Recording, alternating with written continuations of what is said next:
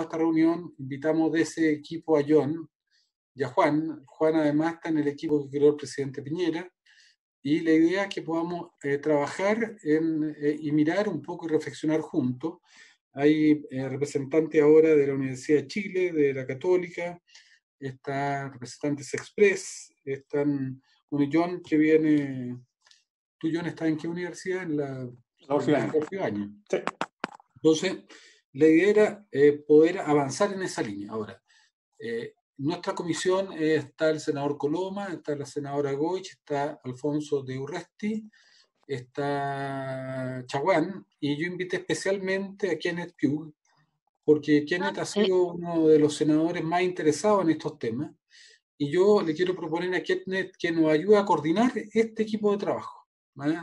La vez pasada, cuando trabajamos en inteligencia artificial, yo mismo participé junto a Juan Velázquez, junto a José Rodríguez y otro Premio Nacional de Ciencia de la Coordinación, y que por el interés que tiene Kenneth, trabaje con nosotros en esta línea, porque yo creo que puede hacer un aporte muy importante y que podamos llevar esto a puerto con propuestas concretas de definición de política, cómo avanzar, pero también con algunas iniciativas que pueden ser de corte, más bien del punto de vista de leyes, del punto de vista normativo. Así que, si les parece, le doy rápidamente la palabra a...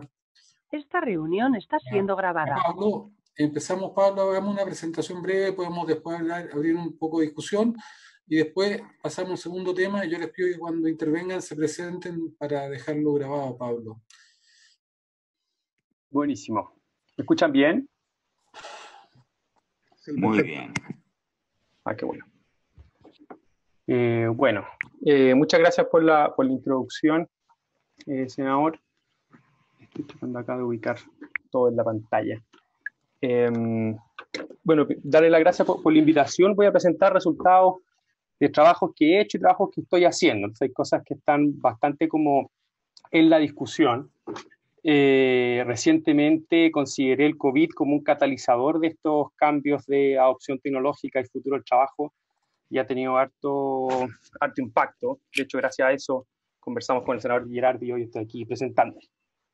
Les cuento brevemente, para los que no me conocen, sobre mí. Soy profesor asistente en la Escuela de Negocio de la Universidad Porfibañez en el grupo de Innovación, Emprendimiento y Sostenibilidad. Tratamos de mezclar estas tres dimensiones en nuestra investigación y en nuestra formación. Además, soy International Faculty Fellow en MIT Sloan, que es básicamente una posición como de Research Affiliate en esa escuela de negocio. Y mi formación es principalmente de economista. Estudié en la Universidad de Chile, y después hice un doctorado en Desarrollo Económico Sustentable en la Universidad de Columbia, que es un doctorado que mezcla economía del desarrollo y ciencias. Yo en particular, por razones, digamos, de mi investigación, terminé haciendo como neurociencia aplicada a desarrollo económico. Y después, a raíz de eso, me fui a MIT Media Lab, a la Affective Computing Group, a hacer un postdoctorado. Entonces, es un poco mi formación, que es bastante ecléctica. Y por otro lado, aprovechar de darle las gracias a Becas Chile, que en gran parte ha contribuido a esta formación, así que feliz de poder retribuir, ¿no es cierto?, a estas discusiones de bien público que estamos teniendo hoy. Quiero partir motivándolos, provocándolos con tres tendencias claves que yo creo nos van a servir a entender el desarrollo económico del futuro. Obviamente uno puede siempre agregar una más, una menos, pero esto yo creo que son como una taxonomía bastante gruesa para poder identificar áreas de impacto interesantes para mirar. El primero, el problema de la sostenibilidad, no va a ser el foco de la discusión hoy, pero muchos de ustedes han trabajado en estos temas, en la Agenda 2030, en los 17 Objetivos de Desarrollo Sostenible. Ya hay cada vez más evidencia, por ejemplo, de todo el trabajo, lo que ha hecho el Centro de Resiliencia de Estocolmo sobre ciertos límites o ciertas boundaries, ¿cierto?, de la capacidad natural o física del planeta de sostener la vida humana, y hay una preocupación muy grande por eso, y eso de todas maneras va a determinar el tipo de desarrollo económico que tenemos que formar a futuro. Ya hay temas de economía circular y otro tipo de discusión que podemos tener en otra instancia. Por otro lado, tenemos los cambios en las preferencias y estilos de vida de la sociedad. Eso ya también tiene que ver más con otra discusión de cambios de estilos de vida, de la sociedad del postconsumo, que estuvimos hablando el otro día con el senador Yardi también, de cómo nos transforma en fondo su vida de otra manera a lo que hemos venido viviendo. Y lo que vamos a hacer hoy como un zoom in es en la digitalización y el desarrollo de la industria 4.0 o esta revolución 4.0. ¿Sí? En particular, este es un término que acuñó Schwab, ¿cierto?, del World Economic Forum, por allá por el 2015, un poco antes, ahí lo publicó.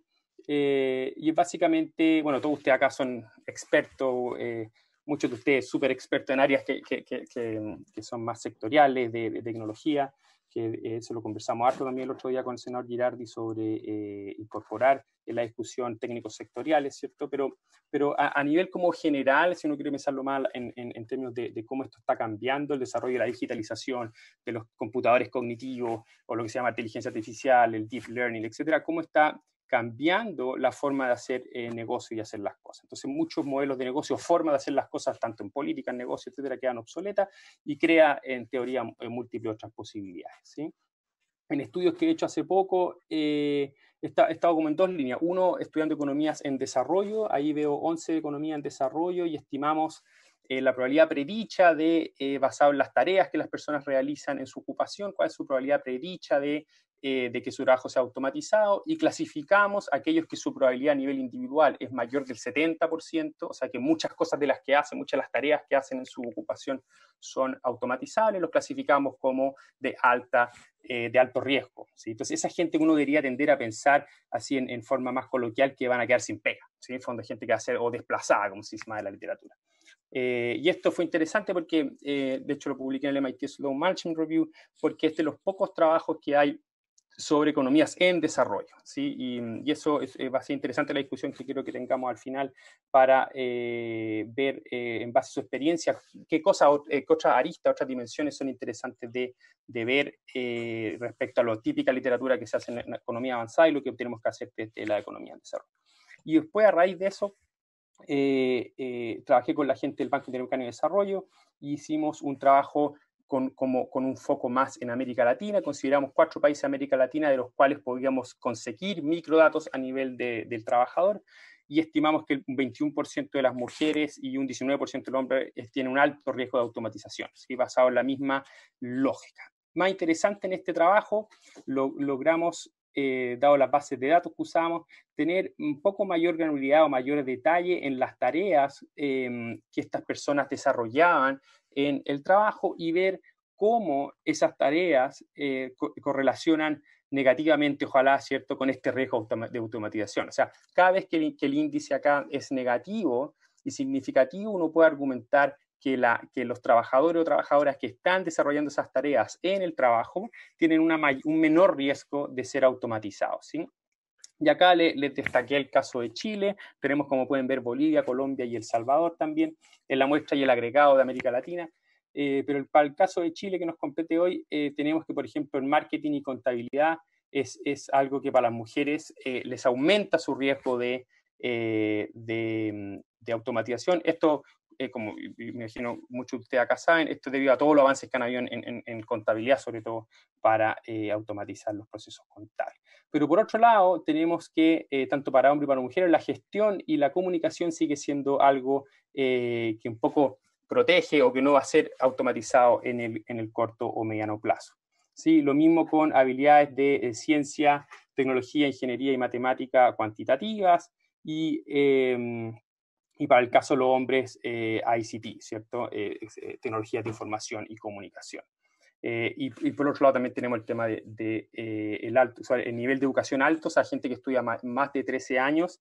En promedio también uno asume que en todos esos años de educación extra desarrolla habilidades o termina desarrollando ciertas tareas que son menos automatizables. Lo que no quiere decir, que lo discutimos bastante con el senador Girardi, y lo que no quiere decir que carreras profesionales de alto nivel de hoy, ¿sí? Hay varios ejemplos en la literatura, ¿no es cierto? Radiología, un típico ejemplo, gente que se dedica al tema de la finanza, o yo pongo el ejemplo de nosotros, los economistas que hacen reportes de qué va a pasar con la economía la próxima semana. Todo eso ya hoy es muy fácil de automatizar, ¿sí? O por lo menos una parte importante de esos quehaceres.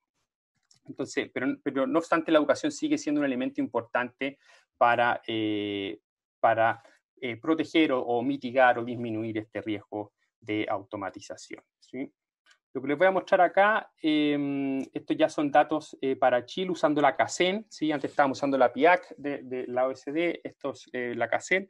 Y acá lo que hice fue también incorporar un índice adicional de automatización, que para muchos de ustedes acá les va a hacer sentido, porque Frey and Osborne se basa en una predicción dicotómica hecha para 70 ocupaciones de Estados Unidos y que están definidas como de alto riesgo de ser automatizadas completamente, y después de eso se construye en el fondo para el vector de ocupaciones, se construyen las probabilidades asociadas a cada ocupación, y están a nivel de ocupación y están hechas por un assessment, por una opinión, ¿cierto?, de expertos, ¿sí? Que es una forma de hacerlo y tiene cierta validez en la literatura. Ha sido, obviamente, hay gente que le gusta, gente que no le gusta, etc.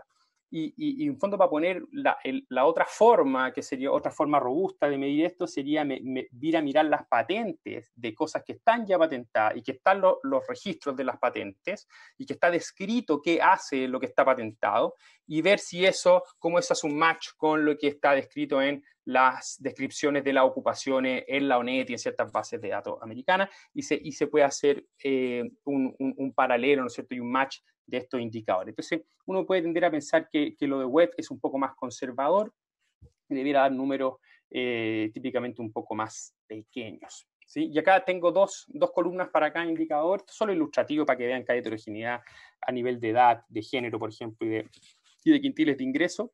El que dice index quiere decir que es la probabilidad predicha para cada persona en promedio, en ese caso, probabilidad predicha para persona promedio en ese rango de edad, o por género, o por su quintil de ingreso.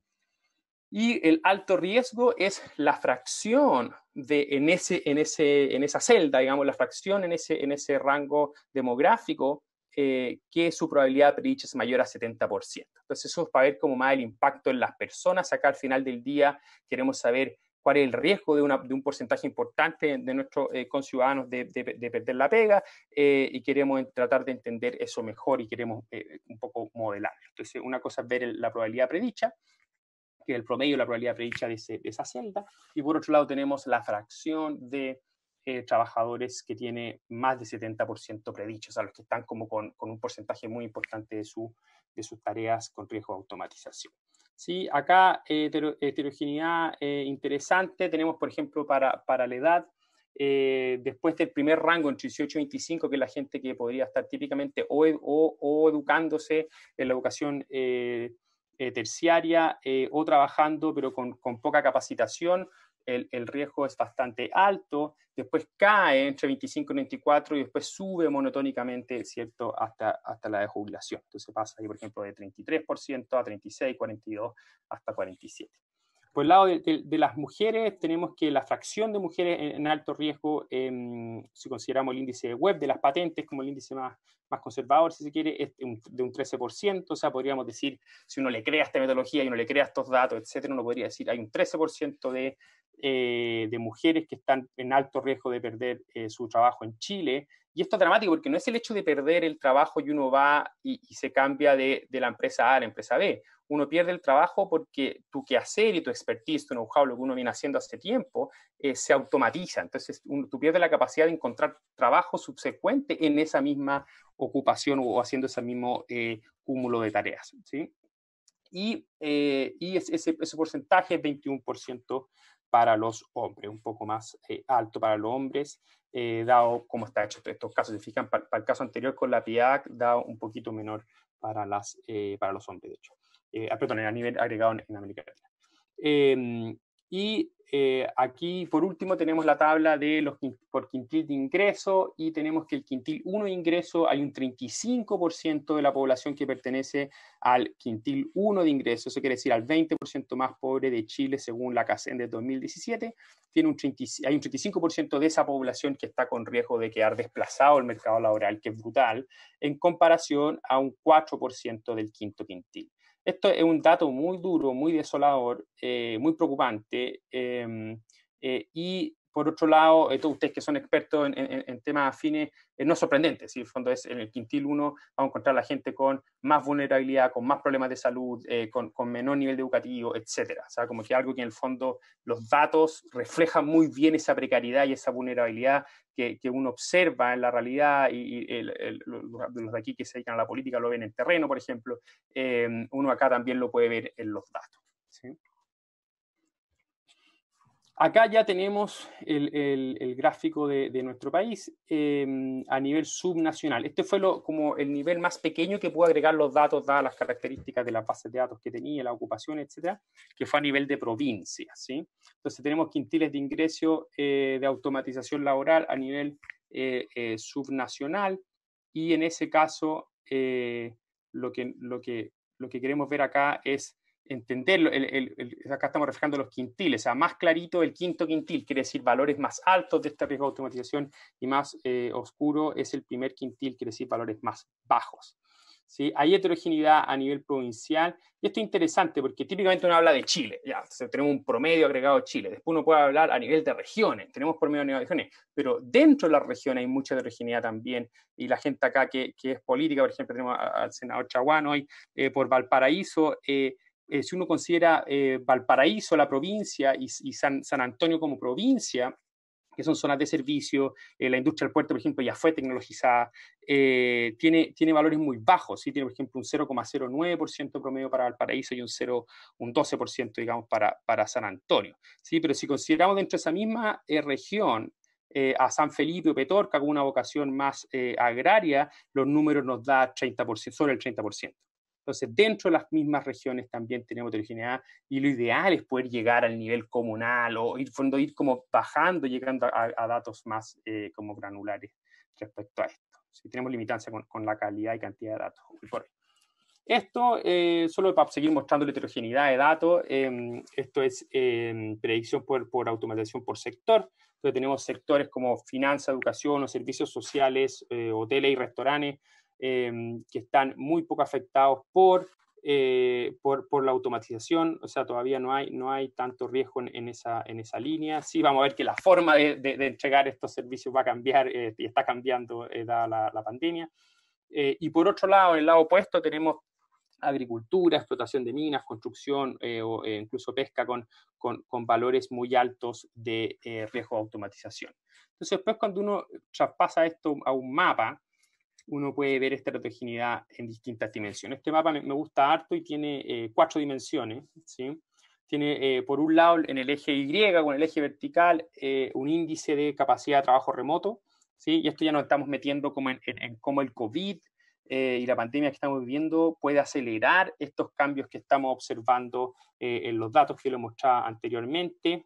Los datos que lo mostraba son riesgos asociados a estas ocupaciones y a estas tareas, y en este caso sería como decir, estos riesgos se pueden materializar más pronto de lo que pensábamos dada la contingencia, donde en ciertos sectores y en ciertas actividades económicas, y después vamos a ver en ciertas regiones o zonas geográficas del país, que por sus características que estén vinculadas a cosas que afectan directamente a la pandemia, uno debería tender a observar una mayor aceleración. Entonces acá tenemos capacidad de trabajo remoto, obviamente esto es inversamente proporcional al riesgo de COVID, ¿cierto? O sea, en la medida que usted pueda más trabajar remotamente, su riesgo es más bajo y viceversa. En el eje X tenemos la automatización predicha, los mismos resultados que le estaba mostrando antes.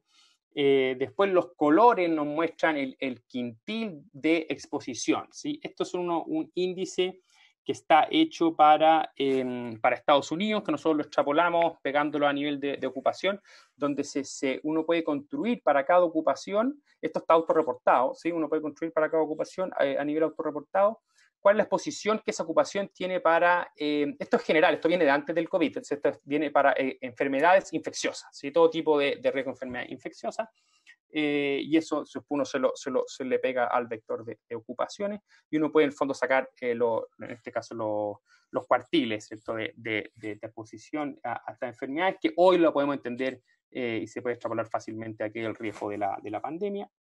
Y por otro lado, el tamaño del circulito, que es la cuarta dimensión, es el porcentaje de la fuerza laboral de Chile que está en ese sector. Entonces ahí uno puede decir, acá hay áreas, por ejemplo, la agricultura, el servicio doméstico, la construcción o la pesca, que están acá abajo, donde su capacidad de trabajo remoto es muy baja, su nivel de predicción de automatización es muy alto, su tamaño de la fuerza laboral es grande, con el caso de agricultura, por ejemplo, o construcción, y tiene distintos niveles de exposición. Si en el caso de agricultura, el cuartil 1, o sea, no es tan alto, trabajan al aire libre, uno puede fácilmente quizás administrar eso para que la gente no se aglomere, pero otro, que no es el caso, por ejemplo, del servicio doméstico que está en el cuartil cuarto. ¿Sí? Hay mucha interacción ahí y mucho riesgo de enfermedad infecciosa. Este mismo mapa lo tengo hecho, no lo voy a ver con tanto detalle, para, en vez de exposición a las enfermedades infecciosas, para proximidad en el trabajo con los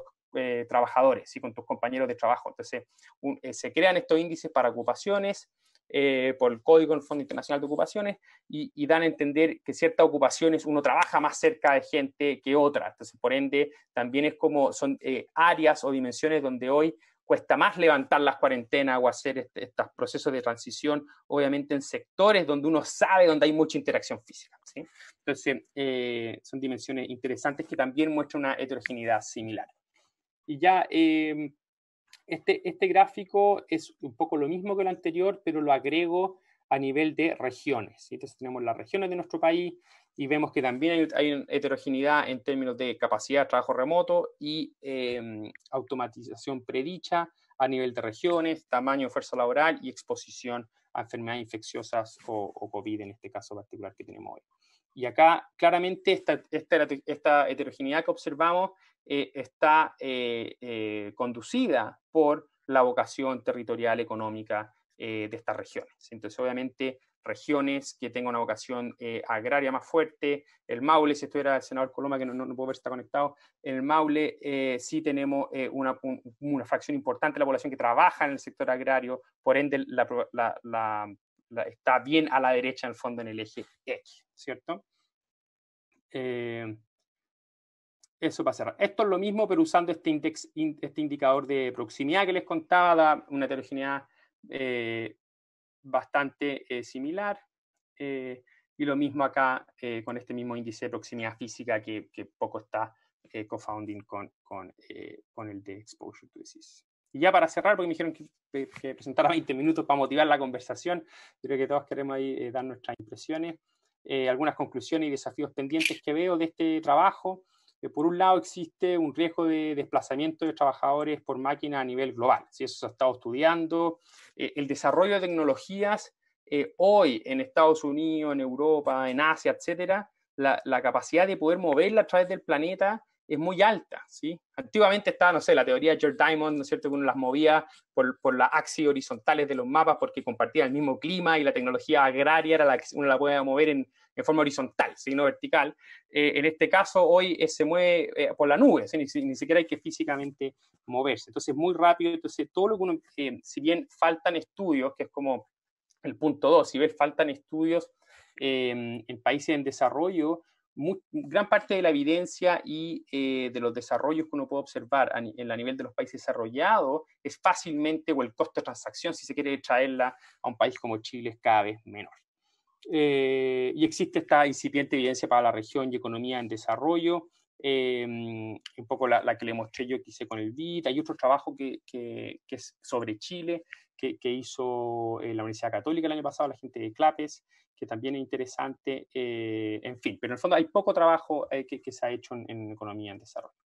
Y por último, los desafíos que veo, y esto en parte también de la conversación que tuvimos con el senador Girard de la semana pasada, es tener más y mejor información a nivel micro, a nivel de trabajadores, ¿cierto? A nivel como micro de trabajadores, del sector formal, informal y desplazado. Esto no es solo tener los datos del trabajador del sector formal, porque por un lado se está generando informalidad, lo que conversábamos, por ejemplo, la semana pasada con el senador de las plataformas, de todas estas dinámicas que están moviendo ahora lo que se llama la gig economy o la economía de la gauchá, ¿cierto? Está moviendo el empleo muy fuerte de una forma informal. Entonces tenemos que entender que parte de estas transiciones o estos impulsos tecnológicos están generando informalidad también a tasa creciente y lo están dejando fuera de los sistemas de seguridad social y millones de cosas que me encantaría poder discutir con ustedes. y los desplazados, en el fondo, los que ya se quedan en su casa y se dan cuenta que no tienen dónde encontrar trabajo, dónde ir a tocar la puerta. Entonces, ahí también hay que poner un ojo y tratar de llegar a estos 3 sectores. Después elaborar escenarios futuros sobre posible estado de revolución 4.0.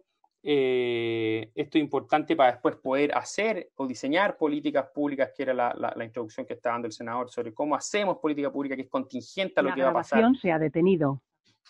Tenemos que tener, en el fondo, estos escenarios más o menos acordados de forma transversal en el país para poder empezar a combatir. Muy similar al trabajo que hizo el IPCC, ¿cierto? Este panel Esta reunión está siendo grabada. Este panel, ¿no es cierto?, internacional sobre el cambio climático que ha tratado de llegar a los acuerdos de cierto escenario y ver qué pasa si uno pasa ciertos límites, ciertos boundaries del planeta. Después nos falta, yo creo, un desafío entender a nivel nacional y subnacional los cambios institucionales necesarios para maximizar las ganancias de esta revolución y minimizar, ¿cierto?, los costos sociales y económicos que va a traer.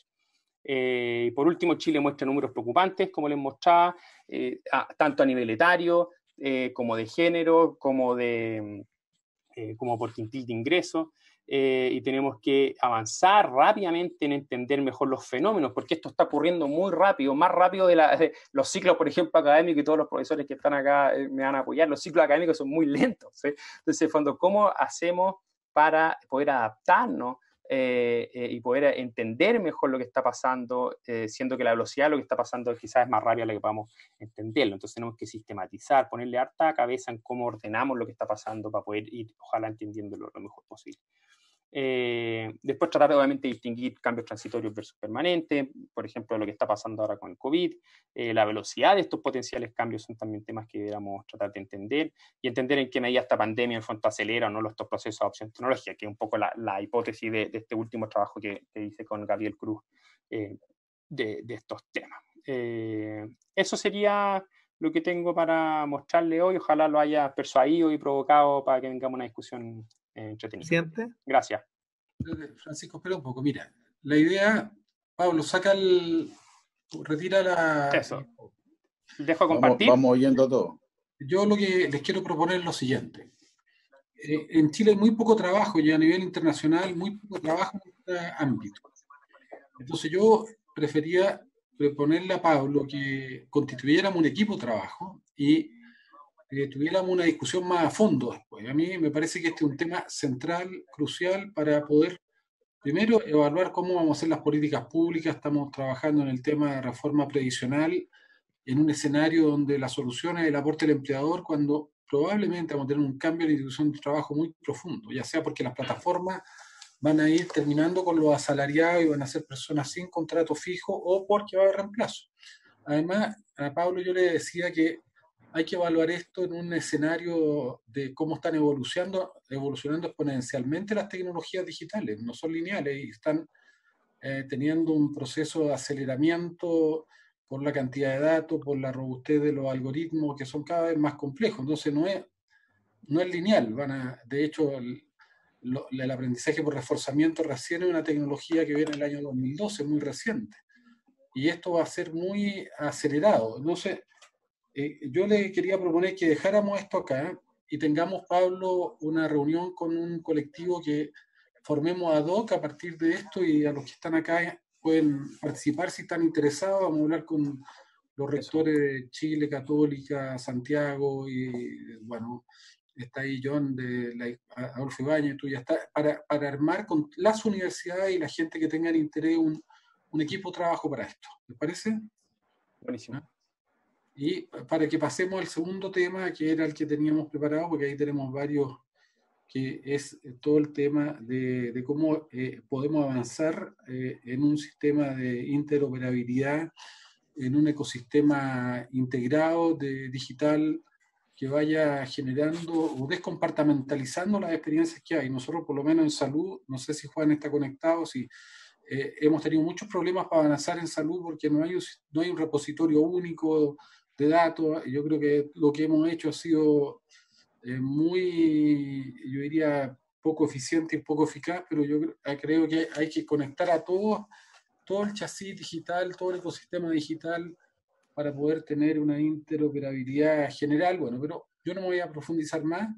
No sé si le doy la palabra primero a Juan para que haga una introducción, a John, y después pasar a una conversación de cómo podemos articular esto y pedirle al senador Pugh, que está ahí arriba de mi pantalla, que pudiera ayudarnos después a coordinar un trabajo más robusto en esta materia, porque yo creo que tenemos que avanzar. ¿Por qué? Porque yo diría que todo el chasis institucional que tenemos en Chile es un chasis institucional que ya está obsoleto. Incluso la manera en que las universidades están formando y los colegios están educando, no solamente un tema que responden a la segunda revolución industrial. Y la segunda revolución industrial ya se terminó. Quedan evidentemente deudas, facturas que nos heredaron, pero se terminó.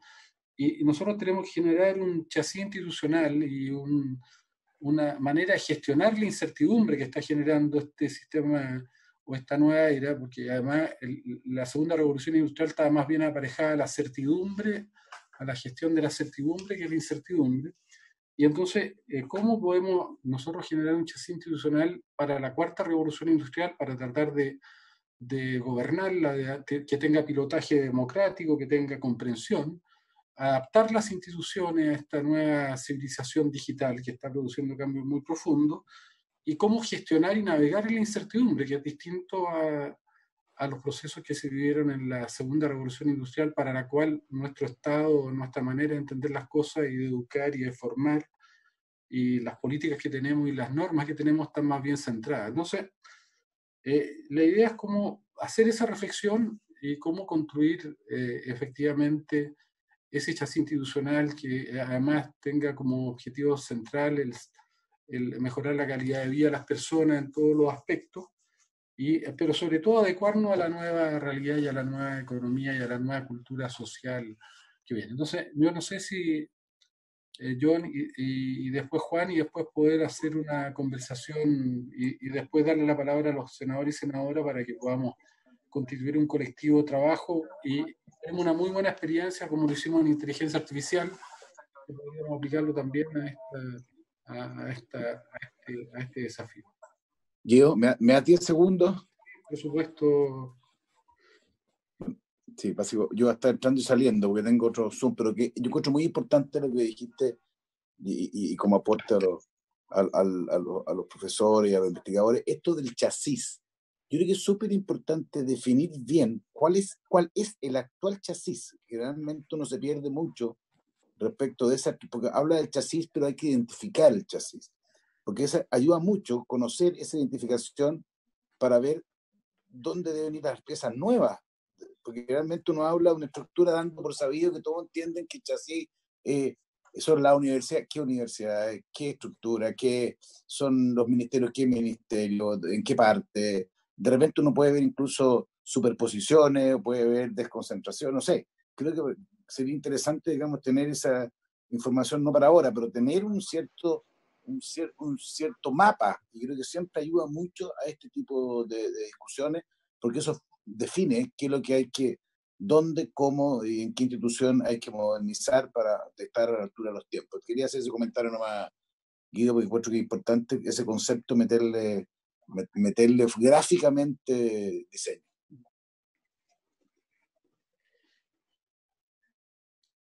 Le damos la palabra a Juan. ¿Presidente? A Pancho, sí. Sí, presidente. Simplemente señalarle que a mí me parece muy interesante la exposición que hemos escuchado. Creo que es muy importante entender que esta cuarta revolución industrial va a tener una aceleración con motivo de la pandemia, y eso implica poder proyectar o prospectar que los niveles que se tenían inicialmente diagnosticados, y que íbamos a tener un 50% de la pérdida de puestos de trabajo en 2050, eso básicamente va a acelerarse dramáticamente, porque los temas que dicen relación fundamentalmente con los procesos de automatización por una parte, y por otra parte los trabajos a distancia van a verse seriamente impactados después de la pandemia. Entonces, me parece muy interesante lo que planteaba Pablo desde el punto de vista de cómo están preparadas cada una de las regiones para enfrentar estos procesos, y cómo podemos también mejorar la infraestructura o el chasis, como bien decía Guido. Cuando Guido habla del chasis, habla finalmente cómo somos capaces de ponernos desde el punto de vista, primero del Estado, modernizar el Estado definitivamente, dando un paso adelante en entender que este proceso llegó para quedarse. Y por otra parte, cómo somos capaces también de preparar el mercado laboral para este cambio profundo. Entonces, cuando uno plantea los procesos de automatización y plantea después el trabajo a distancia, cómo somos capaces de adaptar, por ejemplo, la discusión sobre jornadas de trabajo. Antes de la pandemia y antes de la crisis de octubre, se hablaba de las 40 horas de trabajo rígida. Hoy día, tal como nosotros señalábamos, y el propio Guido Girardi y el que habla, lo planteamos, esa es una discusión del siglo pasado.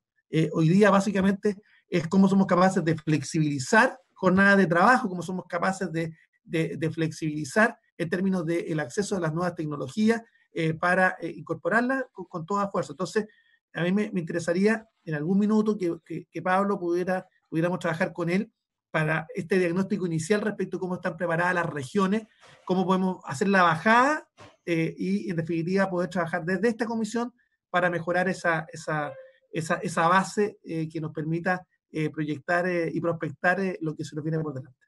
Eso era, presidente. Yo ofrezco la palabra a nuestros invitados e invitadas para un poco opinar, un poco cómo podemos articular una estrategia de trabajo que nos permita avanzar en este desafío.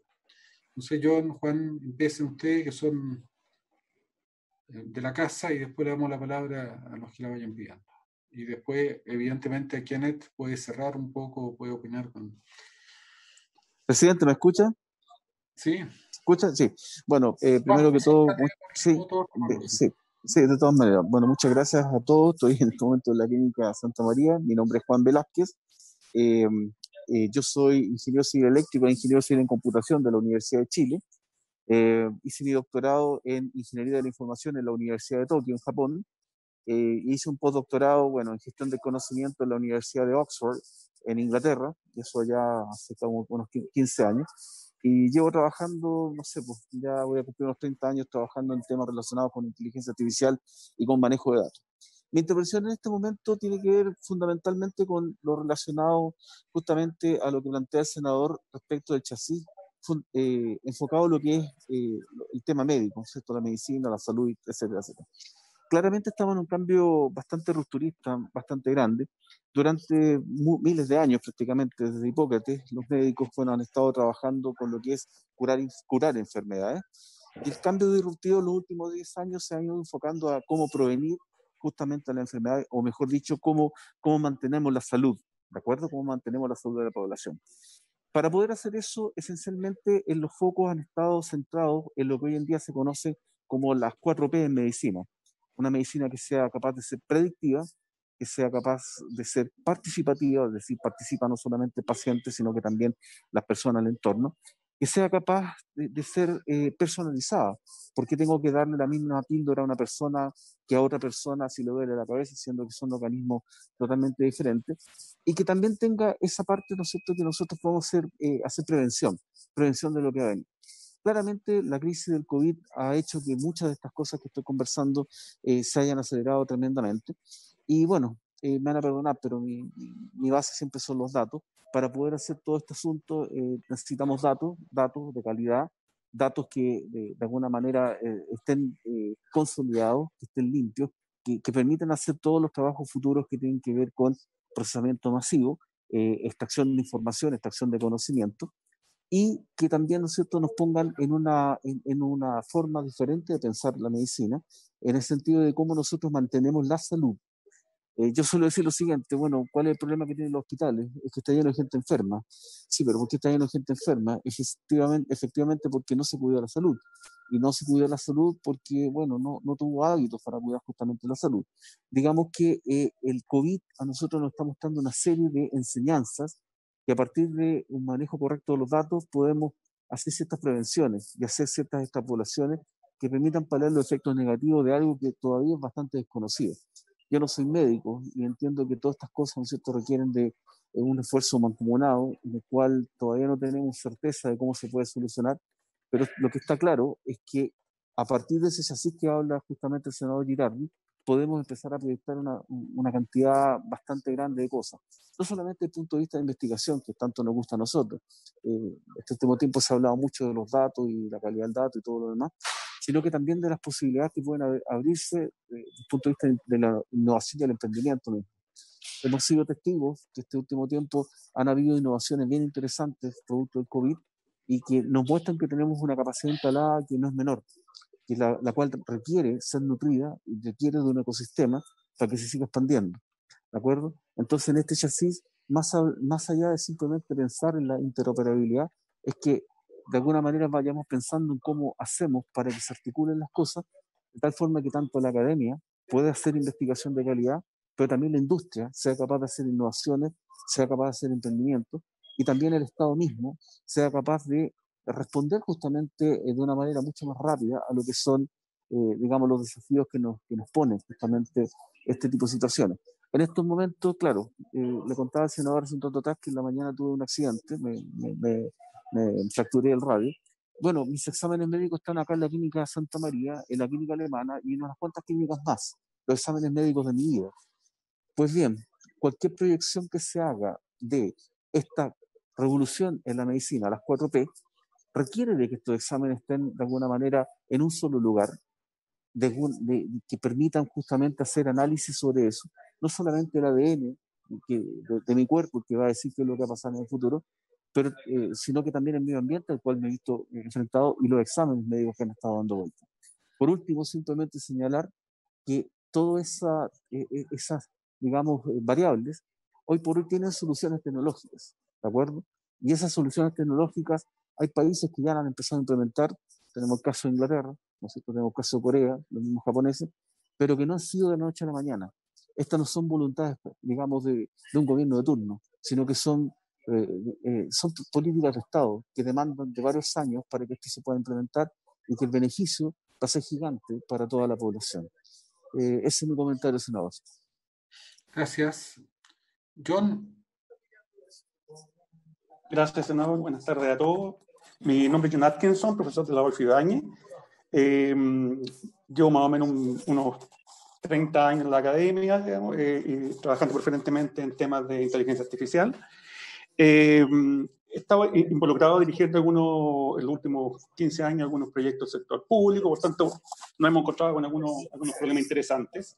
No soy experto en interoperabilidad, como ha hablado Juan, pero sí quería partir por lo siguiente. Nos hemos encontrado con algunos problemas interesantes, tal como decía el senador Girardi, especialmente en el ámbito de la salud, pero no exclusivamente en el ámbito de la salud, ¿ya? En particular, el año 2009, íbamos a implementar un proyecto súper interesante que básicamente tenía como foco reducir los tiempos de espera en los hospitales de Chile, partiendo de un programa piloto en Concepción, donde yo trabajaba. Y lamentablemente creo que fue un proyecto de preparación muy exitoso, pero lamentablemente se perdía mucho tiempo, yo diría casi 70% de la ejecución que iba a ser del proyecto, básicamente en resolver problemas básicos de interoperabilidad. Entonces, ahí tenemos el ejemplo más claro que lamentablemente, digamos, el tema de la interoperabilidad no solamente interesante para futuro, sino que nos está generando un cuello de botella bastante importante, digamos.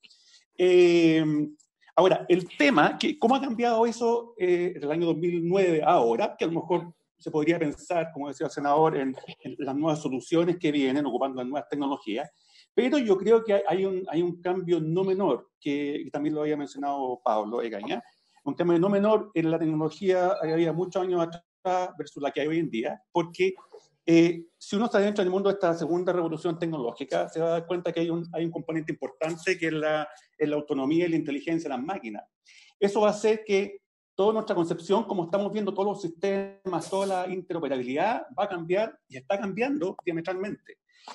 Va a pasar, y un poco también el punto que tomaba Juan, en términos de tener una organización o organizaciones proactivas más que reactivas, va a pasar y está pasando ya en muchos países que en algunos ámbitos, tal como en la salud, ya tenemos paradigmas en los cuales las cosas se están empezando a hacer proactivamente en forma autónoma. Quiere decir que las tecnologías mismas están empezando a tomar sus propias decisiones.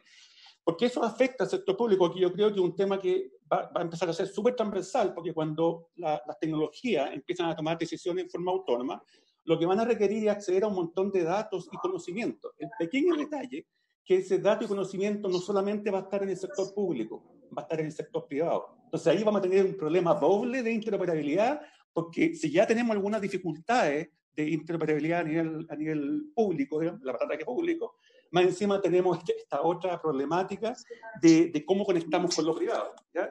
Entonces yo creo que ahí hay un punto que atacar.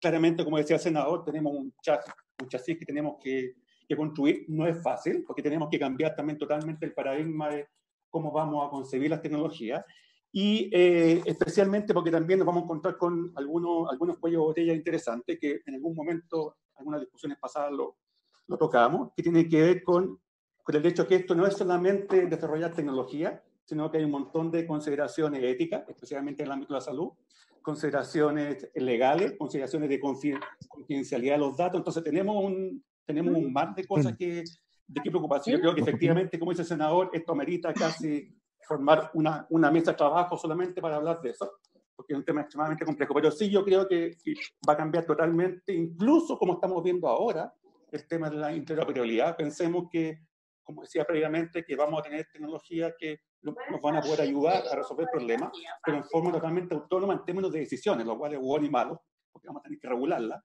Pero por otro lado, eso quiere decir también que vamos a tener que dar acceso para resolver nuestros problemas, acceso a información que a lo mejor es súper sensible. Entonces mi punto es que obviamente es un problema bastante multidimensional que vamos a tener que abordar.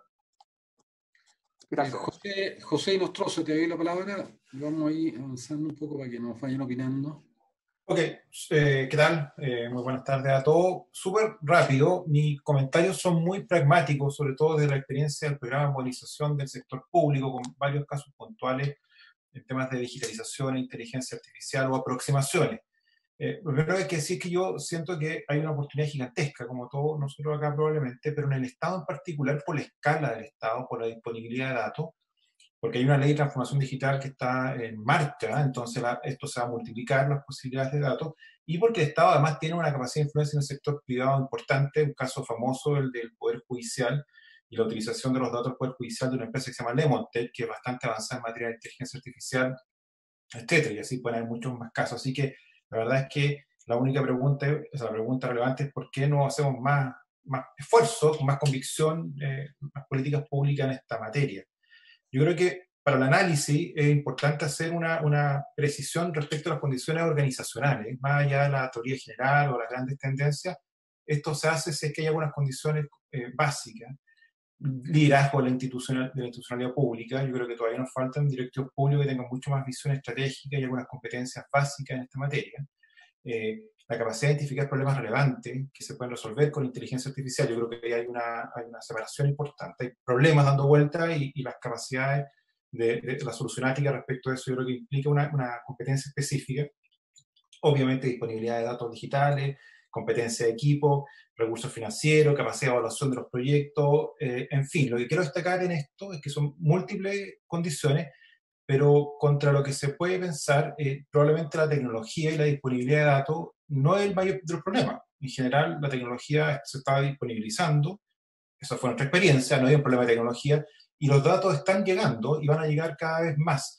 El problema está básicamente en la sensibilidad estratégica en esta materia y en la competencia interna de los equipos. Ahí tenemos problemas importantes y tenemos que ver con qué políticas públicas los resolvemos. Y para esos efectos, la pregunta es, bueno, ¿qué hacemos en políticas públicas? Y creo que las recomendaciones pueden ser del tipo, uno, tener un consejo asesor de alto nivel con mirada a largo plazo, como decía Juan Velázquez. Yo creo que eso nos falla permanentemente en el Estado. O sea, cada gobierno llega, son gobiernos cortos, con muchas crisis en general, y los equipos que están arriba en general cambian mucho y tenemos problemas. Habría que seguir un poco el ejemplo del Reino Unido en esta materia, creo que es muy útil. Y tal vez proponer una entidad pública más especializada en esta materia, sobre todo para apoyar los cambios más transversales y para apoyar a las instituciones públicas con menos capacidad. Obviamente el Servicio de Impuestos Internos, Tesorería, Registro Civil o grandes instituciones públicas en Chile no tienen tanta necesidad, pero el 80% del Estado en Chile tiene problemas de capacidad básico para poder impulsar esto, y tenemos mucha gente, tienen datos posibles, tienen problemas interesantes, pero solos probablemente no lo van a resolver, así que hay que hacer un trabajo ahí especializado. Tal vez hay que pensar en un laboratorio de gobierno especializado en inteligencia artificial. Veo aquí está Román acá, uno podría decir laboratorio de gobierno, el actual, impulsar también esto. Yo creo que es bueno una especialización en esta materia. Creo que es muy importante hacer un buen vínculo con el mundo académico, y no es trivial, porque en el mundo académico tiene incentivos distintos, ¿ah? Y hay varios académicos acá y sabemos que básicamente la necesidad de publicar papers, digamos, asociados a problemas sofisticados o con tecnología un poquito más sofisticada es muy importante, y la mayor parte de los problemas del sector público no requieren técnicas muy sofisticadas. Entonces yo creo que ahí tenemos dificultades. Los incentivos son bastante distintos y tal vez esta agencia podría generar algún tipo de práctica o incentivo adecuado para que esa unión sea más interesante. Y lo otro es desarrollar el mercado privado en relación al sector público, porque obviamente el sector privado tiene muchas competencias, hay empresas que se están desarrollando, pero conocen poco el sector público y ahí hay fallas de coordinación importantes y esta agencia podría desarrollar algunos temas. Y para terminar, simplemente decir que es súper importante trabajar bien la estrategia y la segmentación. Aquí hay varias instituciones públicas, una son las grandes instituciones públicas con gran volumetría, ya dije, Servicio de Impuesto Interno, Tesorería, Registro Civil, el IPS, que probablemente tienen capacidad propia para desarrollar soluciones interesantes. Pero por otro segmento importante son las superintendencias, que generalmente no se toman suficientemente en cuenta. Tienen muchos datos, tienen capacidad de pedir datos al sector privado, tienen competencias profesionales y tienen típicamente funciones de fiscalización, y aquí se puede hacer mucho trabajo en esa línea. Y el otro segmento tiene que ver con los municipios, los servicios públicos con menos capacidad, que requieren mucha plataforma colaborativa para poder trabajar. Y por último, como ya se comentó, salud, que es un mundo aparte de un impacto gigantesco, y yo creo que habría que hacer una especialización en ese ámbito. Eso. Muchas gracias. Le vamos a dar la palabra a Alejandro Barros, que también es de la Universidad de Chile, del Centro de Sistemas Públicos. Alejandro, por favor.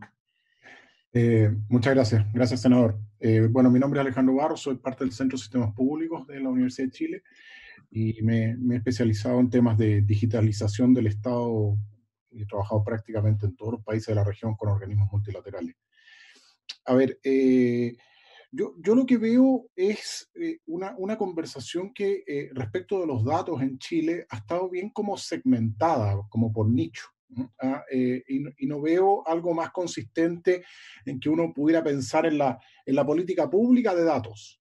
Entonces se mira en los aspectos éticos de los datos, se miran los aspectos normativos de los datos, pero no veo quién le está dando la coherencia y la consistencia a las distintas dimensiones que tiene esto. Como digo, tiene una dimensión ética, obviamente, pero tiene una dimensión normativa también muy relevante, y ahí lo mencionó al pasar John, que es el tema de protección de datos personales, digamos. O sea, llevamos años discutiendo una ley de protección de datos personales, estamos al debe con la OCDE desde hace por lo menos 5 años atrás, y todavía no tenemos un marco razonable de esto. Entonces, cuando a mí me dicen compartir datos, yo me quedo un poquito preocupado, digamos. ¿Cómo los vamos a compartir? ¿De qué forma? ¿Cómo vamos a cuidar la privacidad de las personas si no tenemos ningún marco que regule eso?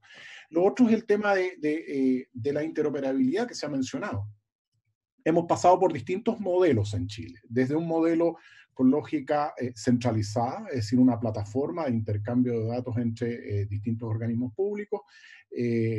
Nos movimos a un modelo más bien distribuido y vamos llegando a un modelo que es más bien punto a punto, que tiene sus complejidades, digamos, de administración, pero todavía no hemos logrado elaborar un modelo más exitoso, digamos, en este ámbito. Y claro, cuando miramos países en los cuales esto ya lleva algunos años operando, y que siempre se menciona, el típico ejemplo de Estonia, digamos, que es un ejemplo que hay que mirarlo en su contexto como corresponde. Cuando uno tiene que hacerse cargo de su historia, intercambiar datos no hay problema, porque la historia no se intercambia, digamos, ¿no? Entonces, yo lo que echo de menos es esta mirada más holística y más sistémica de cuál es la política pública de datos, en que entra también el tema de la automatización, pero que tenemos que incorporar algunas de las cosas que mencionaba José. Tenemos que incorporar temas como, por ejemplo, el mundo de los estándares, o sea, ¿qué estándares vamos a adoptar para el intercambio de datos? ¿Cuál va a ser la relación con los privados? Por ejemplo, en el uso de los datos públicos. ¿Se puede, no se puede? ¿Hasta dónde? Aquí han habido algunas discusiones en torno, por ejemplo, al uso de ciertos datos de algunos servicios públicos. Entonces, lo que me pasa aquí es que, por ejemplo, en el caso de interoperabilidad, venimos hace 5 años redefiniendo el modelo que teníamos de interoperabilidad en el sector público, pero llevamos 5 años discutiendo ese, y todavía no logramos tener un modelo, digamos. Entonces, yo creo que aquí la invitación es al menos a tener esta mirada más de paraguas, ¿ah? De qué vamos a hacer con estas distintas dimensiones y cómo las integramos en esta conversación, ¿ah? De manera que no, por lo menos ir avanzando en cada uno de esos ámbitos, digamos. Muchas gracias. Gracias. Le voy a dar la palabra a Pablo Barceló, de la Universidad Católica. No he pedido la palabra, a menos que me haya equivocado. Yo escribí algo ahí, ¿no? Ah, ya. Sí, gracias. Entonces, ¿quién quiere? Román. ¿Me escuchan? ¿Se escucha? Te escuchamos, sí. Preséntate, Román, por favor.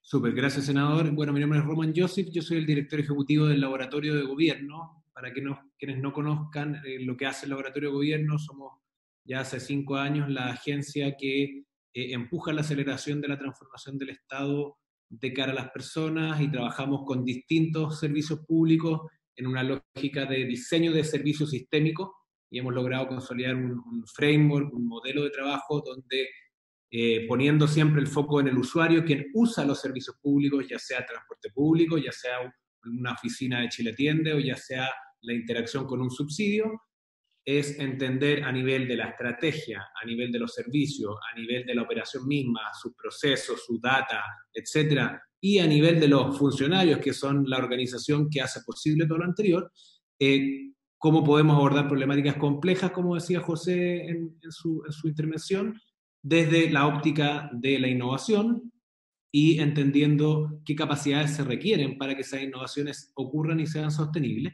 Y quizás ahí comentar un ejemplo muy concreto que trabajamos en el último tiempo, que fue la transformación del modelo de atención de FONASA, donde pasamos de cifras, por ejemplo, de 30 días promedio de espera de un caso complejo de una persona, digamos, un afiliado que se atiende en FONASA, que tiene que hacerse una operación de rodilla, que está, por ejemplo, bloqueado por alguna razón, por ejemplo, que el trabajador no pagó a tiempo de su cotización, y tenía que esperar 30 días para resolver eso, lo cual era inaceptable desde todo punto de vista. Y eso con uso de datos, reingeniería de proceso, con hacer un diseño de servicio que entienda lo que nosotros llamamos en el laboratorio técnicamente el viaje del usuario. Bueno, pasamos a menos de 24 horas en temas, digamos, en términos de meses. Otro ejemplo, que digamos también es una innovación que está implementada ya hace un poquito más de medio año en FONASA, fue la eliminación, a través del uso de datos, a través de la interoperabilidad entre las bases de datos de FONASA y el registro civil, del trámite de afiliación de los recién nacidos. Y hoy eso hace que FONASA tenga un estándar de atención mejor incluso que el de las ISAPRE. ¿Cómo hacemos eso? Bueno, entendiendo que el Estado tiene la información de esa persona, y una vez que el recién nacido es registrado, ¿cierto?, en lo que se llama, digamos, el parte médico digamos, del momento de nacimiento, nosotros a través de interoperabilidad y de una tecnología que es sencilla, que no es ciencia nuclear, conectamos ambas instituciones, hacemos que el trámite sea automático y hacemos que la persona no tenga que ir a ninguna sucursal. Y les quiero transmitir, digamos, con estos 2 ejemplos, es básicamente que este no es un desafío tecnológico, es un desafío de diseño estratégico y es un desafío predominantemente de instalar nuevas capacidades en el Estado. Son nuevas prácticas, son nuevos procesos, son uso de información que la tenemos disponible. Muchas veces invertimos poco en cómo la almacenamos, cómo estandarizamos. Y creo que ahí, tomando un poco lo que también mencionaba Alejandro, hay varios ejemplos de cómo darle un chasis institucional a esto. Lo ponían en el chat, el ejemplo de Uruguay creo que es un buen ejemplo de AGESIC, que es una agencia de transformación digital e innovación que ya tiene un poco más de 10 años, que depende, digamos, directamente reportan a la Presidencia de la República, Y creo que en el caso de Chile tenemos quizás distintas agencias, el Laboratorio de Gobierno es una, la División de Gobierno Digital es otra, la Secretaría de Modernización de Hacienda es otra, quizás estamos un poco repartidos en el actual contexto, y si bien tenemos una gobernanza que nos une, digamos, que es un Comité Ejecutivo de Modernización del Estado, y que a su vez reporta a un comité permanente, que lo lidera el excontrolor Ramiro Mendoza, todavía creo que, digamos, tenemos un espacio de mejoría gigante en términos de esa gobernanza, así que todo lo que podamos colaborar desde el Laboratorio de Gobierno, desde nuestra experiencia, con implementaciones concretas y con medición del impacto de esas implementaciones, creo que puede ser de mucha ayuda. Y en esa línea, solamente para terminar, contarles que estamos próximos, junto con el Banco Interamericano de Desarrollo, de lanzar un primer índice de innovación pública que justamente pone el foco en medir en el gobierno central cuáles son las capacidades que necesitan esas instituciones públicas para poder ser ágiles, transformarse y adaptarse a contextos que solamente van a ser cambiantes. Eso, senador. Gracias. Juan Pablo, ¿tú habías pedido la palabra? Sí, brevemente. Juan Pablo Luna, de la Católica, yo soy profesor en Ciencia Política. Yo, simplemente para subrayar algunas de las cosas que se han dicho, digamos. Lo primero, digamos, es que este es un tema estratégico a nivel país, ¿no? Se gobierna con datos, ¿sí? Y el poder del Estado hoy tiene mucho que ver con datos y con la capacidad de generar información sobre la población. Y en ese sentido nosotros teníamos la idea, me parece, digamos, hasta hace poco, que Chile estaba razonablemente bien, al menos en un esquema analógico, ¿sí? Pero lo que ha pasado con el INE en los últimos años, lo que ha pasado con el COVID y los datos del COVID, con la informalidad, etcétera, creo que pone y abre una oportunidad, una ventana, digamos, de oportunidad para agendar este tema, digamos, como un tema estratégico para el país. Si uno mira, digamos, en términos comparativos, no es un problema de tecnología, como decía José Nostroza. Hay casos, como dijeron varios, para hacer un buen benchmarking. Está el caso de Estonia, está el caso de Nueva Zelanda, está el caso de AGESIC en Uruguay. Está el grupo de Digital Nations, que tiene un conjunto de buenas prácticas que se pueden también intentar adoptar. Pero el problema fundamental, digamos, habiendo interactuado con distintas partes del Estado chileno en términos de este tipo de agenda, es ausencia de voluntad política, es que, como recién decía Román, hay una división y hay distintas agencias en el Estado chileno que están manejando este tema de forma parcelada. A nosotros nos pasó, y Pablo Barceló fue parte de esta conversa, al tratar de cooperar con AGESIC en Uruguay y generar cooperación con Chile, nos dijeron, bueno, pero ¿con quién es la contraparte en Chile? Porque nosotros tenemos gobierno digital, tenemos al laboratorio de gobierno, ¿con quién vamos a hablar en Chile? ¿No? Dennos a alguien que represente al Estado chileno para esta agenda y nosotros cooperamos. Entonces, acá hay un problema, digamos, de voluntad política y de fragmentación en distintas parcelas del Estado de esta agenda. Y los avances que se han hecho son en función de, como contaba Román también, digamos, bilaterales, esfuerzos bilaterales entre agencias, ¿sí? Pero no un esfuerzo articulado del Estado por implementar una plataforma de datos, para lo cual hay tecnología, hay ejemplos, se puede hacer. Y la otra pata, que para mí es fundamental, y la planteaba Alejandro Barros en su intervención, tiene que ver con legislación, ¿no? Por ejemplo, el tema de una ley de habeas data es fundamental para esto, ¿sí? En un contexto donde se han fugado datos personales del Estado chileno, esos datos están integrados con datos que generan empresas privadas, ¿sí? Hoy hay empresas privadas que tienen mejor inteligencia de datos que el Estado, ¿no?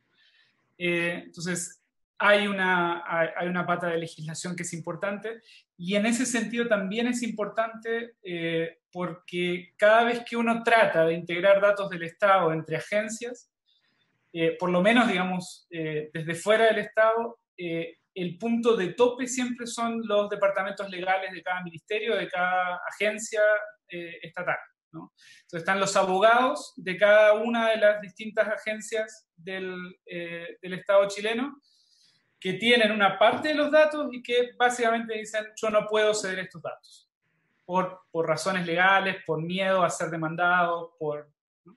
Entonces, en ese sentido también es importante, por un lado, avanzar en términos de legislación, y por otro lado, pensar en una estrategia que tiene que ver con una agencia que se encargue de hacer esta integración, ¿no? Y si uno mira el ejemplo de AGESIC en Uruguay, claramente, digamos, lo que ellos logran hacer es que esta agencia centralice, por tanto subsidie en términos de costo la transición que las distintas unidades del Estado tienen que hacer en términos de sistemas operativos, en términos de la plataforma de interoperabilidad. Y esa agencia logra muy rápidamente, digamos, armar un sistema integrado de datos con el cual hoy el Estado de Uruguay gobierna mucho mejor de lo que lo hacía hace 10, 15 años. Gracias. ¿Quién ha pedido la palabra además? Senador, yo quiero hacer una pregunta. Leopoldo Soto. Leo. Sí. Quiero hacer una pregunta. Hace algunos años se inauguró una plataforma Data Chile que fue realizada con financiamiento de la Corfo, y a mí me gustaría saber cuál fue el alcance práctico que tuvo y cuánto uso se le dio, porque, o sea, yo escuchando aquí, también teniendo experiencia de trabajar en una institución pública, yo veo tan complejo. O sea, realmente, si se logra hacer esto que se está planteando, realmente sería maravilloso, porque, o sea, conseguir información de una institución pública a otra es realmente una batalla. O sea, a veces, si uno no tiene un contacto personal, es completamente difícil. O sea, es una cosa titánica obtener información por los canales regulares. Entonces, este esfuerzo de Data Chile dice en el sitio web, dice: el esfuerzo más completo para integrar y visualizar los datos públicos de Chile. ¿Cuál ha sido el alcance que eso y el resultado que hubo de esa iniciativa? Si alguien que son expertos en el tema lo sabe. Oye, bueno, mientras se responde eso, yo evidentemente creo que aquí tenemos un tema que lo planteó Román de un Estado digital puesto en la dimensión del usuario, pero también yo creo que está evidentemente planteado. Yo creo que los datos permiten tener un Estado que tenga centros de pensamiento, que tenga estrategia de pensamiento futuro, porque no solamente servicio al usuario. Yo creo que ahí es donde radica esta idea de un Estado inteligente. Yo creo que nosotros no vamos a poder enfrentar los problemas complejos que tenemos desde el desarrollo urbano, desarrollo territorial, de cómo pensar una ciudad como un ecosistema para enfrentar a futuro el envejecimiento poblacional, una ciudad para enfrentar los problemas de disminución de la movilidad, etcétera, etcétera, etcétera. O si no tenemos capacidad de procesar datos y generar pensamiento estratégico a partir de los datos. Entonces, a mí me parece que esta es una tarea fundamental, prioritaria, y tal vez, no sé qué es lo que piensa Kenneth, pero que también estaba muy interesado, es convocarnos a generar lo que planteaba Alejandro, o en cierta manera a generar una reflexión de política estratégica que se vaya implementando, que la vayamos empujando todo. Aquí hay representantes del Ejecutivo. Este tema yo lo he hablado con el presidente Piñera, lo hemos hablado con los ministros sectoriales, no es un problema de izquierda a derecha. Ahora, respecto a los datos, a mí me parece que hay una complejidad. Evidentemente tenemos que avanzar en materia de protección de datos, pero yo no quisiera poner esa discusión sin decir que al mismo tiempo, como alguien decía acá, los sistemas privados tienen un nivel de complejidad en materia de datos muy superior a la que tiene cualquier estado del planeta. O sea, ¿para qué vamos a hablar de las plataformas como Google, como Facebook, como las plataformas americanas? que han privatizado los datos, que han privatizado Internet, que han colonizado el ciberespacio, y esa es una disputa geopolítica de la mayor envergadura. O sea, si hay una disputa hoy día entre China y Estados Unidos, es primero por la disputa del control de los datos, que son el tema geopolítico más relevante del futuro. Y tal vez darse cuenta también que todas estas plataformas, lo que están migrando de sus objetivos primarios, que era la publicidad y la personalización, están migrando hoy día al desarrollo de la inteligencia artificial. Entonces, yo creo que es muy importante que nosotros no nos quedemos fuera y no seamos absolutamente ingenuos respecto a lo que está pasando en el planeta y desarrollemos esto como un tema central de la estrategia de seguridad nacional también de Chile a futuro, en todos los aspectos. Entonces, yo lo que propondría es que si hay voluntad constituyamos un colectivo de trabajo y podamos ir avanzando en definiciones que están puestas acá y que nos permitan ir generando una política integral. Senador. Alejandro, sí. Sí, no, era para responder la pregunta del Data Chile. Efectivamente, ese fue un proyecto en que hubo un acuerdo del gobierno con César Hidalgo y su empresa DataWheel, que al parecer quedó medio trunco, porque si uno mira el sitio está bastante desactualizado y no se sabe bien cómo eso va a evolucionar a futuro, digamos. La empresa DataWheel ha hecho varios de estos portales, lo hizo para Estados Unidos, lo hizo para Brasil y acaban de lanzar uno para México, muy, muy interesante. Entonces, la verdad es que está un poquito en pausa, al menos el de Chile, porque los datos que uno ve ahí son datos de 3, 4 años atrás, digamos. Gracias. José, por favor. Gracias, Alejandro. José, tienes que abrir el micrófono porque estás silenciado. Perdón. No, bien rápido. Yo creo que aquí hay un concepto fundamental. Esto es un tema de largo plazo y de grandes consensos, y para eso nosotros tenemos que desarrollar grandes esfuerzos para construir confianza. Aquí el problema de la confianza en Chile es mayúsculo. La mayor parte de la gente no confía en nadie por encuesta, ¿no es cierto? Solo el 13% de alguien confía en otro ser humano en Chile. O sea, es dramático. Estamos hablando de eso, ¿entiendes? Un gobierno de corto plazo y con proyectos que tienen una enorme sensibilidad desde el punto de vista de la protección de datos y del poder, hay que decirlo, y de ganancias comerciales. Entonces, principio número 1, construir una comunidad que construya confianza, ¿okay? Y lo de Data Chile, que tiene muchos beneficios, obviamente, y muchos atributos positivos, fue un emprendimiento puntual, específico, de alguien que se conectó con el gobierno digital, dijeron que lo podían sacar súper rápido, se enredó administrativamente, y por supuesto genera, digamos, alguna suspicacia cómo se generó esa vinculación. Yo creo que eso hay que cuidarlo mucho, sin desmerecer el aporte de César Hidalgo. Lo mismo con el Observatorio de Datos, hay que decirlo, hay una fundación privada que se construyó desde el Estado, el Ministerio de Economía construyó una fundación privada, y se asignó, ¿no es cierto?, un puesto de fundador a la Universidad Adolfo Ibáñez y a Amazon para esos efectos. Y dentro de las funciones, además de los datos de los observatorios, se señala explícitamente que puede recoger datos del sector público. Y también eso genera una batahola de desconfianza enorme. Las universidades chilenas generaron una publicación contra esa política pública. O sea, lo que quiero decir acá, que este es un tema sumamente sensible y nadie puede pretender que por iniciativas puntuales, emprendedoras de un gobierno en un momento, va a salir adelante jugando. Yo creo que eso tenemos que aprenderlo rápidamente y por eso es que es fantástico lo que plantea el senador de generar consenso y políticas públicas y en la lógica de largo plazo. Respecto a la interoperabilidad que se está planteando harto, es bien difícil, es complicado, ya lo sabemos y ya se dieron algunas razones, pero hay que aprender de las buenas experiencias. Por ejemplo, la Superintendencia de Seguridad Social es una muy buena experiencia en esta materia. No es una gran institución, pero tuvo una muy buena estrategia.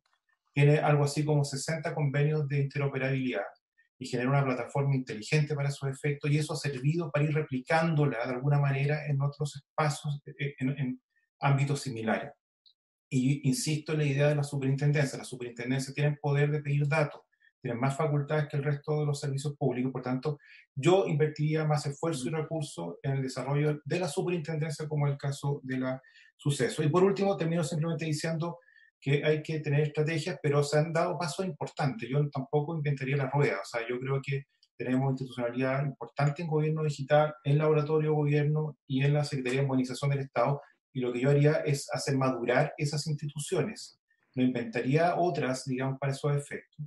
Y en el caso del gobierno digital tiene problemas de madurez institucional relevantes, porque está muy cerca de la presidencia, tiene mucho poder, y eso obviamente genera también algunos problemas. Entonces yo creo que hay que dividir la función de política pública en general y la función de interoperabilidad o de servicios compartidos. Eso es una agencia tipo AGESIC, mucho más madura profesionalmente.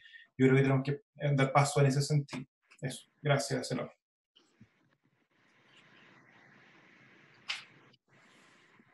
Un comentario al margen. A mí me ha tocado ver un poco la experiencia europea, francesa.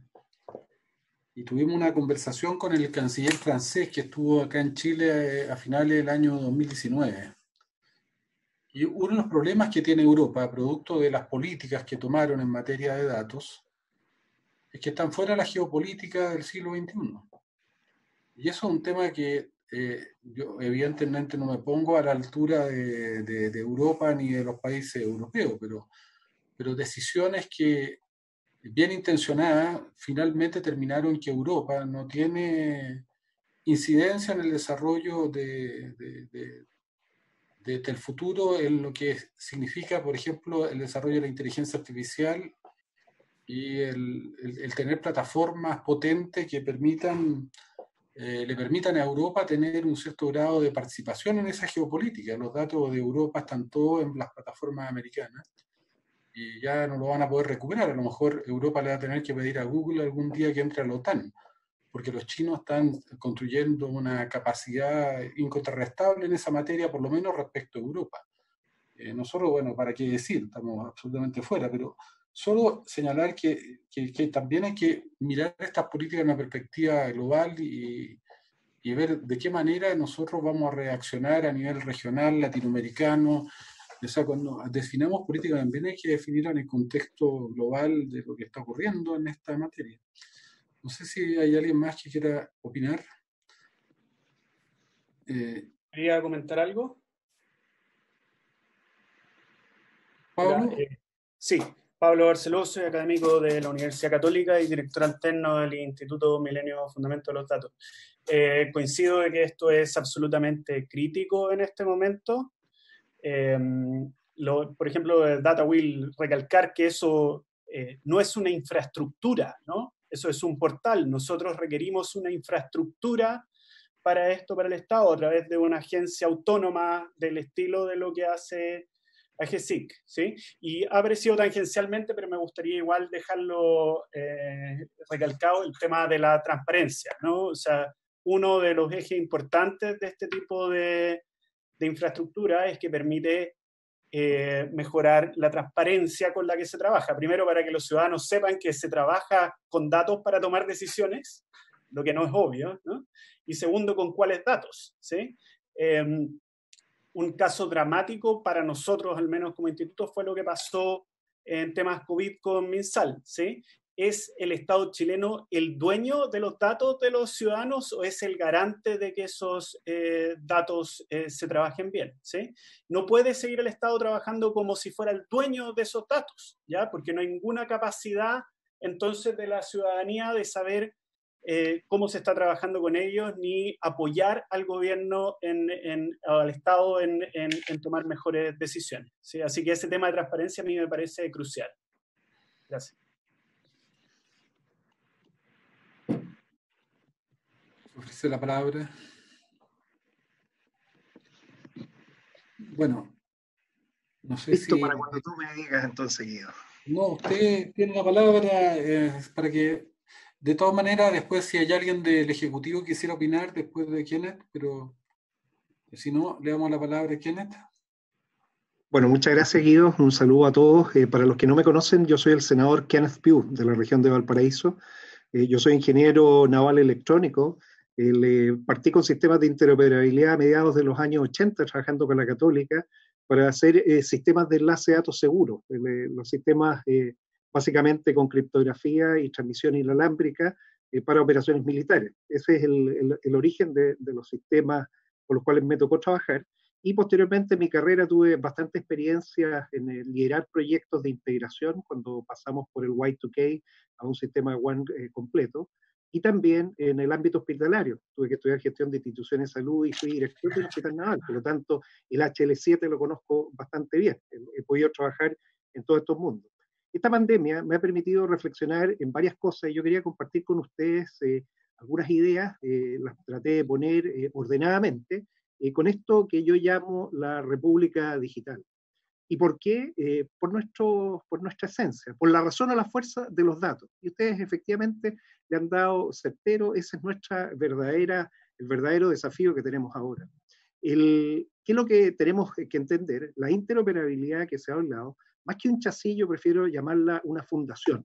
La fundación de esta nueva casa digital, y para los que son abogados, decirles que esta es la que permite proveer la certeza jurídica de los actos digitales del Estado y las personas, naturales o jurídicas. ¿Y esto qué es lo que genera? Confianza digital, y ustedes ya tocaron la palabra. ¿Cómo logro tener confianza entre los actores del Estado, el Estado de los ciudadanos, el Estado los privados con los ciudadanos, los privados con los privados? Bueno, para eso tenemos que empezar a construir la casa con los dos pilares. Ustedes hablaron de transformación digital, pero no se les olvide que el pilar que tiene que ir al lado es el de la ciberseguridad. Tangencialmente lo trataron con el tema de la privacidad de los datos personales, pero es mucho más. No podemos entrar a un mundo digital sin entender los riesgos y las amenazas que tienen, que son los mismos riesgos de la naturaleza, los mismos que tenemos productos de sismo, terremotos y otras cosas. En el mundo digital se llaman los ciberataques. Y esto obviamente con una nueva cultura, una cultura digital, para que al interior estén nuestros ciudadanos digitales. ¿Dónde está el desafío del Estado? Generar valor público. Y este es el tema. Cuando se mencionaron todos los ODS, los Objetivos de Desarrollo Sostenible de Naciones Unidas, están básicamente ahí. Este valor público entonces son mejores servicios digitales y también nosotros mejores leyes y regulaciones, mejor política pública basada en datos. Es por eso que la inteligencia artificial cobra mucha relevancia, pero tenemos que ordenar la casa y esta es una propuesta, un modelo de cómo podemos empezar a trabajar. La ley 21.180 que aprobamos el año pasado, les puedo comentar, para mí fue muy grato que el presidente del Senado, Jaime Quintana, pidiera permiso a la sala para que yo presidiera la sala ese día. Y para mí fue un muy bonito gesto ese reconocimiento para sacar esta ley adelante. No ha salido el reglamento, por lo tanto, todavía no podemos contar los 5 años que tiene la ley. Tenemos que trabajar en ese reglamento y probablemente este es el mejor momento ahora para ponernos de acuerdo. Yo por eso he propuesto un nuevo derecho. Si queremos reformar nuestra Constitución, y ya lo tengo, es el derecho del relacionamiento digital de los ciudadanos con el Estado. Y esto es bien importante porque permite como contrapartida a esta ley el derecho a los ciudadanos a decir, ¿sabe qué más? Once only, entregué mis datos una vez, nunca más me los pidan, y ahora deme buenos servicios digitales. ¿Y sabe qué más? Yo soy el dueño de mis datos. O sea, este tema es no menor, y esto es lo que tenemos que entender cómo relacionar. ¿Qué es lo que tuvimos 3 semanas atrás? La entrega de los documentos de la OCDE, los 3 documentos de transformación digital contratados, muy interesante, y en el seminario se presentó el caso Estonia que ustedes han mencionado. Bueno, curiosamente, Estonia por cada año de trabajo se ahorra casi 1000 años. Lo actualizaron recientemente, y usando la misma medición en Chile ahorraríamos 3.149 años de horas de funcionarios públicos y ciudadanos, o sea, el ahorro gigante. ¿Qué usa Estonia? El X-Road. Y yo quiero centrarme sobre el X-Road porque el X-Road de partida es una iniciativa binacional entre Finlandia y Estonia a partir del 2017. Y esto es importante porque estamos hablando de sistemas que son transnacionales, transfronterizos, y hay confianza digital entre 2 estados y probablemente entre muchos más. Hoy los sistemas de Internet y criptografía se llaman blockchain. Bueno, ellos usan una variante de blockchain KSI bastante más reducida, liviana, que permite mucho más transacciones y no tiene costo. El gobierno argentino, por ejemplo, está usando una variante de blockchain con Ethereum, pero obviamente va a depender de los costos del Ethereum para poder decir cuánto es lo que cuesta una transacción. Si Chile adoptara entonces, tal como lo dijo muy bien Alejandro Barros, estándares internacionales comprobados, que sean además gratuitos, está en GitHub, ustedes lo pueden bajar. La gracia de estar en GitHub es que es open source. Todo el mundo puede saber que tiene confianza digital y todos pueden colaborar a desarrollarlo. Por lo tanto, podríamos nosotros ser desarrolladores. Este es el mapa hasta el día domingo, hasta ayer, de dónde estaba X-Road. Y se los dejo porque si ustedes se meten hoy, van a ver que está ya la bandera chilena. ¿Y por qué? Porque desde la región de Valparaíso y usando las universidades, nos pusimos como propuesta ser la primera región inteligente y desarrollar conocimiento desde la región. El instituto a cargo del X-Road de finlandés estonio nos ha puesto en el mapa a Chile porque ya reconocen el trabajo que estamos haciendo de prueba de la plataforma de interoperabilidad. Pero ¿quiénes lo tienen funcionando? El Salvador. Y El Salvador ya tiene la plataforma, el chasis o el radier, como quieran llamarlo. Colombia lo decidió en octubre del año pasado y este mes ya tienen las guías de vinculación y van muy fuerte. Y en Argentina es la provincia de Neuquén completa que está trabajando con este estándar. De hecho, Gustavo Giorgetti, que es el ingeniero argentino que trabaja con los estonios, fue llamado por el gobierno central del presidente Fernández para usar la misma plataforma. Y ahí viene una oportunidad para intercambio y tener confianza digital con Argentina, si queremos avanzar en relaciones bilaterales de comercio, por ejemplo, a través del Paso de los Libertadores. Curiosamente, es un paso binacional con una infraestructura modernísima, recientemente inaugurado, 4 servicios chilenos, 3 servicios argentinos viven juntos. Uno va a la sala de servidores y hay 7 computadores. Cada uno tiene sus datos. Bueno, la interoperabilidad es esta plataforma que tiene, y aquí yo uso el descriptor europeo, de las 4 capas. La capa técnica es esta, de lo que hablamos, que ya está solucionado, pero después vienen todas las capas de lenguaje, semántica, cómo van funcionando la organización, y la que más me preocupa a mí, la legal. El cómo hacemos que nuestras leyes estén armonizadas para permitir procesos digitales, y no presencia, timbre, autorización. Un trámite hoy en día es una transacción blockchain. El tercero confiable es el que se encarga de dar esa certeza jurídica y es la que permite tener confianza digital. Y así se eliminan incluso procesos con bancos, con notarios o con terceras personas, los ministros de fe. Este es nuestro desafío. ¿Cuál ha sido el ejemplo hasta ahora? Me tocó participar en todos los años que serví en la Marina, en varios esfuerzos que se hicieron de interoperabilidad, sea hasta el momento, yo cuento, el más importante, la Plataforma Integrada de Servicio del Estado, PICE, y hoy se está trabajando en una nueva idea, el Nexco. Pero ¿qué sacamos? Conseguir desarrollando algo que sea propio, si no vamos a poder conversar con nadie más. Si no lo podemos estandarizar, no lo podemos mantener en el tiempo.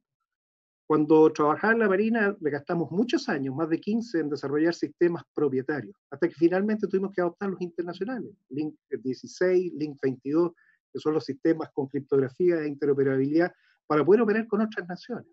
Chile tiene entonces una posibilidad. Yo les pongo el mapa del Foro Económico Mundial. Nos están invitando al Great Reset, cómo repensar las economías en enero, y el Foro Económico Mundial, por estos centros de la Cuarta Revolución Industrial, a la cual ustedes se refirieron, parte en San Francisco, en el antiguo lugar donde estaba el presidio, al lado del Golden Gate, se despliega después a los países del sudeste asiático, Japón, China y la India, y el año pasado se instala en Noruega, Israel, Sudáfrica y Colombia. Colombia va muy rápido. Va con plataforma de interoperabilidad, con centro de la Cuarta Revolución Industrial, y va muy fuerte, atrayendo a empresas a que se instalen en Colombia. Tenemos que entonces entender que si no damos un ambiente propicio, nuestra industria nacional tampoco se va a ver beneficiada. Tenemos que poner aquí nuestra bandera, la bandera de Chile, dentro de este mapa de la Cuarta Revolución Industrial. El modelo entonces es Estonia, y Estonia habla básicamente de 2 pilares. El de la transformación digital, lo miden, y lo miden con los estándares internacionales que tenemos, son básicamente 2, y también la ciberseguridad. Y ellos desarrollaron los estándares de medición. La diferencia que hay entre el desarrollo digital y la ciberseguridad es la brecha. Ellos siempre tienen más ciberseguridad que desarrollo digital, pero sería absurdo entrar en un mundo digital si uno no está con esos cuidados. ¿Qué es lo que entonces se ha visto? Que Chile fue capaz, los esfuerzos que se están haciendo, de empezar a subir en ciberseguridad, que era donde estábamos quizás un poco más atrasados. Y lo segundo, entender que todo esto se basa en la protección de los datos personales y la protección de la infraestructura crítica de la información. ¿Para qué? Para construir nuestro modelo en este ámbito que no tenemos. Primera conclusión parcial, no se puede realizar transformación digital sin ciberseguridad. Por eso le pedí al presidente Piñera que invitara a la presidenta Estonia, Kersti Kalkulit, a Chile, y así lo hizo. La tuvimos en enero, vino, firmamos los convenios, y la traje a la región de Valparaíso para lanzar una iniciativa que es la que quiero compartir con ustedes. Firmamos el convenio más importante que tiene Estonia de ciberseguridad. Estonia regala el X-Road, pero en ciberseguridad tenemos un convenio que nos posiciona para hacer algo especial en América, de la Cuarta Revolución Industrial. Ustedes hablaron de la Digital Nation. Estonia, junto con Inglaterra, junto con Nueva Zelanda, fueron los que primero que partieron el Digital 5. Uruguay se unió, fue el Digital 7 o el Digital 8. Hoy va en el Digital 9 con México. Yo espero que Chile sea el próximo país. Le he pedido a la Cancillería que haga todo el relacionamiento necesario para que ingresemos al grupo de los Leading Digital Governments, ese es el nombre del sitio web, para esencial. Hoy día conversé en la mañana con el embajador de Estonia en Chile, él está allá en Estonia, para ver qué es lo que nos falta, de tal manera que sea Estonia quien nos apoye. Yo presido además el grupo interparlamentario Chile-Estonia para estos efectos y tenemos relaciones bastante buenas con su parlamento. Ustedes hablaron muy bien del problema del gobierno, tenemos datos, pero tenemos que hacer digitalización de servicios, tenemos que mejorar la conectividad y aquí el trabajo que se está haciendo con Subtel de llegar con fibra óptica hasta Puerto Williams, el cable de fibra óptica austral, y el de fibra óptica nacional que va a llegar a 183 comunas que no tienen ancho banda es fundamental. Pero esencial el ámbito de la educación digital. Necesitamos desarrollar talento digital en todas las personas. Este es el verdadero desafío de los empleos. Los empleos tradicionales van a desaparecer, pero tenemos que hacer aparecer nuevos empleos. Y, obviamente, tomar todo bajo una política de datos común. Ahora, en este minuto, es una selva. Cada uno trabaja por su lado. No hay fuentes únicas. Todos repiten bases de datos. Y tenemos el problema del CERVEL, que tiene gente que está fallecida, porque no usa la fuente única del registro civil y solamente agrega los datos que son propios del servicio electoral.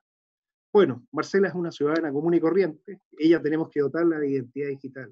Y por eso es tan importante el llamado que está haciendo propuesta el registro civil de la nueva identidad chilena, y tiene que conversar con estos sistemas, habilitar la firma digital y, fundamental, domicilio digital, para que el Estado pueda vincularse con las personas con el Estado, las empresas privadas con las personas, y las personas, si tenemos todo común, vamos a tener confianza digital, vamos a tener certeza jurídica, vamos a poder funcionar mejor. Y los servicios, yo entrego los datos una vez, todo se hace por push, o sea, el gobierno ya sabe que necesito y me entrega la información, y el mundo privado y público pueden trabajar con API, puede haber capacidad para que todos puedan desarrollar sus aplicaciones. Solo para resumir el tema de la ciberseguridad, otra casa también, donde aquí aparece la protección de los datos personales como un pilar y la protección de la infraestructura crítica. Hemos avanzado con leyes, tenemos la ley del mes de la ciberseguridad, un mes dedicado a esta actividad en octubre.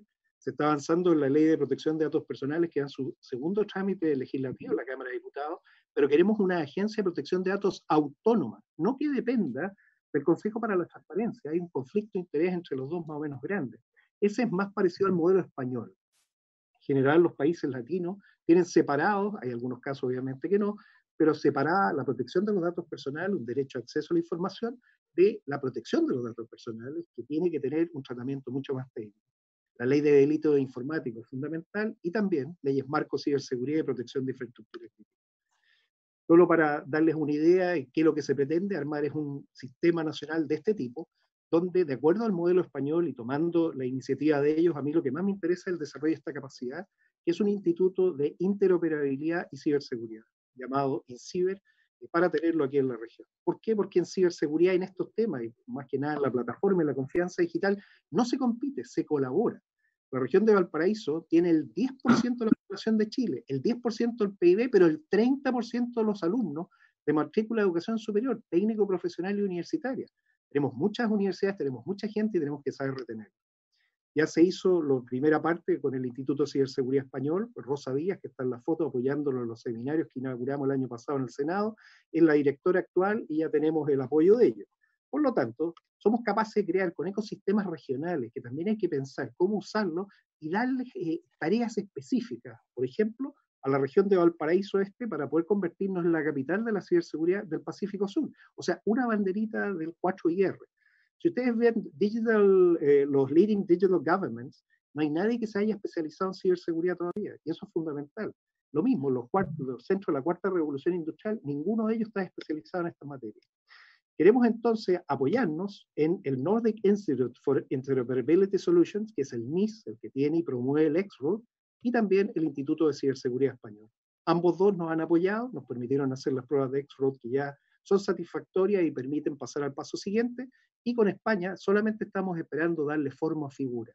Y ahí buscar, como decían ustedes, la mejor estrategia, porque no funciona el tema de las fundaciones de esta manera en que ya se explicó de algunos casos anteriores. Hay que buscar un buen mecanismo de alianza público-privada. Eso es lo que, si hay algo que tenemos que mejorar, es eso. Y si tiene que hacerse por ley, bueno, haremos por ley, pero pongámonos de acuerdo. El lugar elegido es tratar de generar ecosistemas. Este es uno de los lugares que se puede desarrollar. Hay una oficina que ya está facilitada en este sector. Y esto es para que vean cómo un sector industrial antiguo, donde estaba Oxiquim, donde estaba pintura tricolor, todo ha sido comprado para generar espacios que permitan encadenar los ecosistemas y generar todos los lugares para que los alumnos que se formaron puedan retenerse. La retención de talento es fundamental para la región y hay que trabajarlo desde ya. Tuvimos a la presidenta de Estonia, Kersti Kalkulet, inaugurando en Valparaíso esta actividad y por eso creemos que estamos en una muy buena condición. Pero ¿cuál es la visión que tenemos que tener? Es usar algo estándar que esté comprobado, que sabemos que va a subsistir en el tiempo y sobre él empezar a construir. Si nos ponemos de acuerdo con eso, yo creo que es un gran acuerdo, podríamos salir adelante. Solo para terminar, al ministro Briones le entregamos la información, pero ustedes saben que la dirección de presupuesto es muy dura en la asignación de presupuesto, pero buscaremos la fórmula. Y por último, decirles que además estoy asesorando a la OEA, que creamos el laboratorio de ciberseguridad para parlamentarios y estamos generando los centros de innovación en ciberseguridad. Lo mismo al Parlamento Andino, estoy trabajando en las comisiones de ellas para sacar todo el marco normativo para el Parlamento Andino y, ¿por qué no en el Senado? Generar esta comisión especial o subcomisión, o lo que queramos llamarle, que tome el tema de la interoperabilidad. La interoperabilidad del Estado, Estado-Estado, público-público, la interoperabilidad también, Estado-privado, Estado-ciudadano, ciudadanos-privados, todos ellos tienen que ser capaces de trabajar en el mismo sistema. Porque los desafíos de blockchain es el intraledger o el extraledger. Si estamos dentro del mismo ledger, podemos trabajar mucho más fácil, tiene menos problemas, porque relacionarse con sistemas de blockchain distintos es bastante más complejo. La propuesta es generar proyectos que encadenen valor. Por ejemplo, trazabilidad de productos que Chile tiene.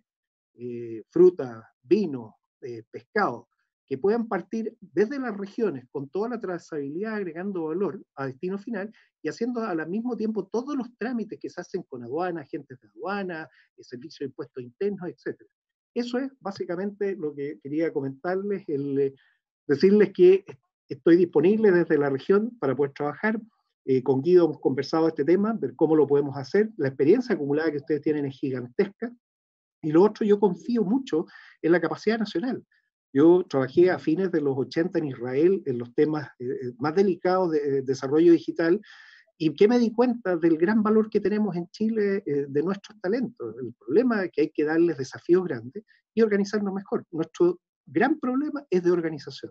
Si podemos conducir bien esto, vamos a poder darle el palo al gato, como se dice, y vamos a salir adelante. El desafío es nuestro. Muchas gracias por el tiempo.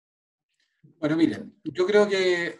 Muy bien, muy bien. Yo creo que Kenneth ha hecho un gran trabajo y tiene una gran experiencia. Entonces, yo lo que creo que más bien es como, en cierta manera, generar un proceso colaborativo a partir de la experiencia que tiene Kenneth, que ha estado desarrollando, pero yo creo que es muy importante en todo lo que hagamos nosotros unir a nuestro mundo científico académico.